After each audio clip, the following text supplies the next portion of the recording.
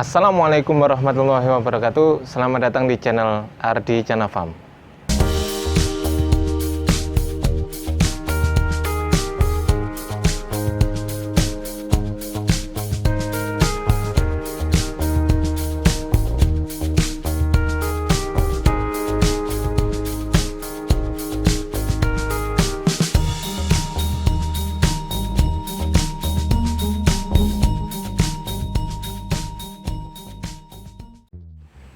Assalamualaikum warahmatullahi wabarakatuh. Alhamdulillahirrahmanirrahim. Sahabat albumin semuanya, semoga pada hari ini yang menonton video saya ini diberikan kesehatan oleh Allah Subhanahu wa taala, dan semoga yang sakit segera disembuhkan oleh Allah Subhanahu wa taala. Amin ya rabbal alamin. Baik, sahabat albumin semuanya, pada hari ini saya akan membahas mengenai banyak yang tanya sebetulnya bibit dari alam versus bibit dari budidaya. Jadi bagusan mana?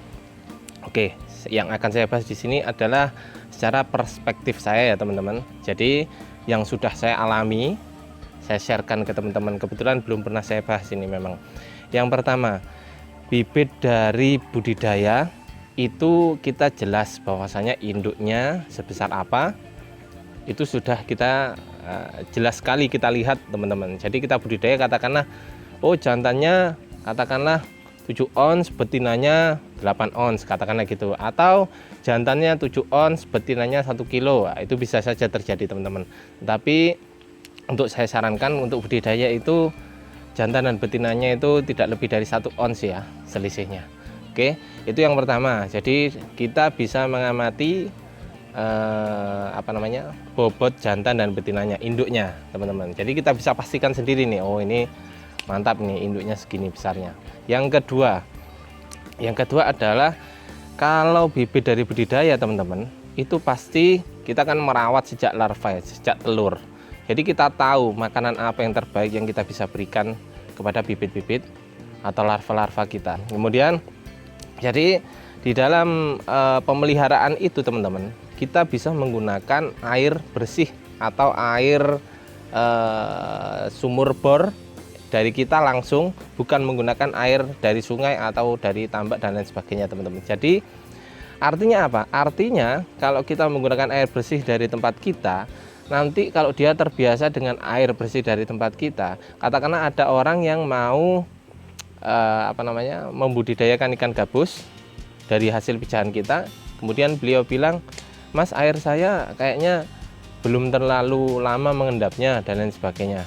Itu tidak masalah saja sebetulnya, tetapi memang yang lebih bagus itu adalah bisa diendapkan, alias begini, alias bibit dari hasil budidaya itu mampu bertahan, mampu hidup di air yang baru teman-teman. Jadi seperti itu. Tetapi kalau tangkapan alam, katakanlah kita ngambil dari sungai ini teman-teman, ukuran 3-4 cm, itu tidak serta-merta bisa langsung kita pindah di air baru di tempat kita. Itu 90% biasanya 90% itu tewas, 10% kemungkinan hidupnya hanya 10% teman-teman. Jadi kemungkinan tewasnya itu adalah 90%, karena saya sudah pernah mencobanya berkali-kali teman-teman. Jadi kalau memang ingin mengambil bibit dari alam, itu biasanya itu yang paling bagus adalah ukuran larva paling tidak 1 minggu setelah menetas. Itu masih oke lah, kita ambil, kita pindah ke tempat kita, ke kolam kita, karena kan kolam intensif ya, bukan kolam tanah saya bilangnya. Jadi seperti itu. Itu apa bisa? Ya bisa. Jadi intinya gitu. Tapi kalau jenengan ngambilnya itu ukur 34 atau 45 itu sudah besar gitu, kemudian kita serok, langsung kita pindah di air yang bersih di tempat kita, itu biasanya nyeglek bahasanya ya. Jeglek itu karena dia gagal adaptasi biasanya teman-teman. Biasanya gagal adaptasi, dia banyak yang ngambang di atas, kemudian nanti biasanya nggak mau makan teman-teman. Apalagi langsung kita ajari pelet, nah itu sangat membahayakan sekali teman-teman. Jadi kita harus tahu trik-triknya ya, ngambil dari alam seperti apa. Jadi ukurannya pas waktu diambil itu yang bagus itu ukuran berapa. Jadi nanti sampai rumah kita apakan, itu kita harus tahu teman-teman. Jadi kalau bedanya seperti itu, kalau bibit dari alam terus kita di rumah itu hanya punya kolam intensif, kita nggak punya kolam tanah, nah itu yang susah. Tapi kalau jenengan ambil dari alam, airnya juga dari sana, kemudian sampai rumah jenengan, ternyata kolamnya kolam tanah juga, itu baru 90% hidup. Jadi gitu, biasanya gitu teman-teman. Nah, jadi itu adalah analisis saya yang sudah pernah saya lakukan teman-teman. Kalau memang bibitnya itu daya tahan tubuhnya itu beda dengan bibit budidaya memang. Kalau bibit budidaya dari awal menetas itu sudah kita kasih air bening, kemudian kita kasih kelocoran air yang tidak keras katakanlah seperti itu. Kalau dia mampu bertahan terus, alhamdulillah dia mampu bertahan. Kemudian pas waktu ukur 3-4 cm kita kuras total katakanlah, atau 4-5 kita kuras total. Setelah itu kalau kita mau ngisi air baru lagi, itu dia sudah bisa bertahan teman-teman. Tetapi kalau bibit tangkapan alam kita yang dari alam katakanlah ya ukur 3-4 itu atau 4-5 itu di rumah kita itu harus sedia minimal air yang sudah mengendap ya lumayan lama lah, kisaran 1-2 mingguan lebih lah asalnya gitu teman-teman ya. Jadi karena saya pernah nyoba dulu itu sering sekali.